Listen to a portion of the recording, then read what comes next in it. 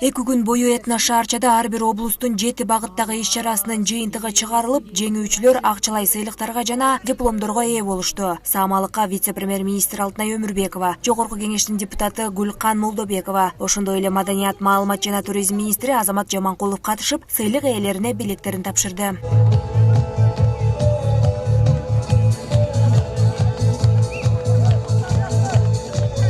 Мынакей абдан чоң деңгээлде болгон Этно шаарчабыз абдан жакшы бир маанайда өттү. Областтардын келген, коноктордун келген маанайы абдан жакшы, абдан көтөрүү.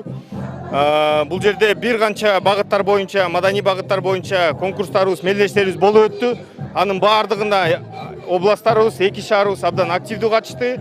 Ошондо 9 команда күнү түнү дебей ушул жерде эртең менен 9-дан баштап кечки 11-ге чейин иш-чараларды өткөрүп атты. Алгач театралдаштырылган улуттук каада-салт боюнча алдыңкы 3 орунга Талас, Бишкек, Ош шаары татыктуу болду. Ал эми улуттук ыр-бий боюнча 1-чи орунга Ош облусу жана Бишкек шаары, 2-чи орун Талас жана Ош шаары, 3-чү орун Жалал Абад жана Ош облустары ээ болушту. Бел орносун. Кут киргенге белги болсун.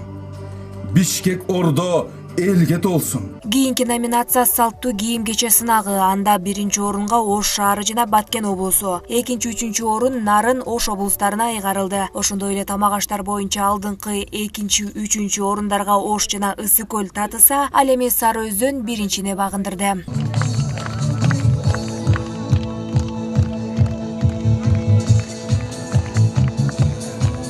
Бул көчмөндөр оюнуна бир күндө эле даярдык болгон жок. Бир нече күн даярданып, бир нече күн мурун келип, болгон ошо көчмөндөр колдонгон, унутта калган эски тамактарды көрсөтүүгө аракет кылдык. Бөтөнчө жанагы таш кордону жерди касып ушу жерге таштарды тизип, отту жагып, анан кайра карынга салынган эттерди коюп туруп, анан комиссиянын көзүнчө алып чыкканыбыз бул өзгөчө болду да. Ошондой эле алтын колдуу ууздардын да эмгеги бааланып, кол өнөрчүлүк сынагында Нарын облусу 1-чиликте, Ысык көл 2-чи, Жалал Абад 3-чү орунду ээледи. Ал эми акыркы сынак болгон боз үйдү тез чечүүдө Ысык көл 1-чи, 2-чи Талас, 3-чү Бишкек шаары алды.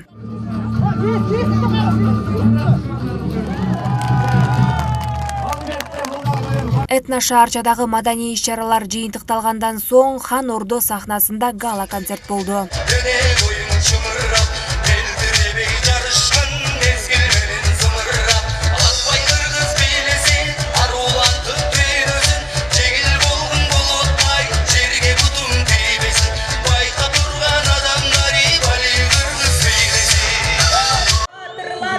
Алгачкы жолу өтүп жаткан улуттук көчмөндөр оюндары акырындап жыйынтыкталууда. Дал ушул Хан Ордо сахнасында учурда жогорку деңгээлдеги концерт өтүүдө. Бул концертке өлкө башчы Сооронбай Жээнбеков, вице-премьер-министр Алтынай айым жана Жогорку кеңештин спикери Дастан Жумабеков катышууда. Андан тышкары эл өкүлдөрү дагы дал ушул Хан Ордо сахнасында.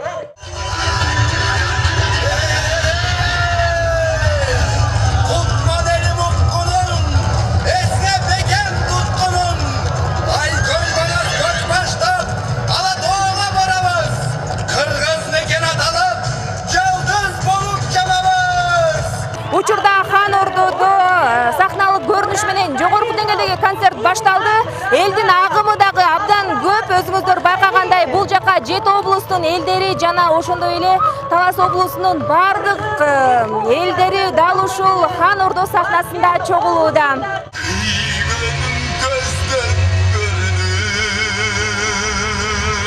Урматтуу көчмөндөр оюндарынын катышуучулары, бул оюндардын түпкү максаты байыркы элибиздин тарыхына, маданиятына, салт санасына урмат көрсөтүү, ата-бабалардын жолуңлап, алардын элесине таазим этүү, азыркы мезгилде өлкөбүздүн өктүрүү үчүн өз тарыхыбызга таянып, андан руханий азык, жараткандык энергия алуу, дүйнөлүк тарыхтын ажырагас бөлүгү болгон көчмөн маданиятын, көчмөн цивилизациясын, дүйнөнүн руханий казынасына кошкон салымын эстетүү, аларды жаңыртуу. Кудай буйруса, республика көчмөндөр оюндары улуттук бириндигибизди ширеткен бир эл, бир журт экенибизди жаркын салтанаты болот. дүйнө коомчулук кызыгып көргөн оюндарга айланат. Биз дүйнөгө уникалдуу маданиятыбызды жайылтып кеңири көрсөтөбүз. Андан соң ар бир облустан маданий иш-чараларга катышкандар спортчулардын жоон тобу салтанаттуу жүрүшкө басышты.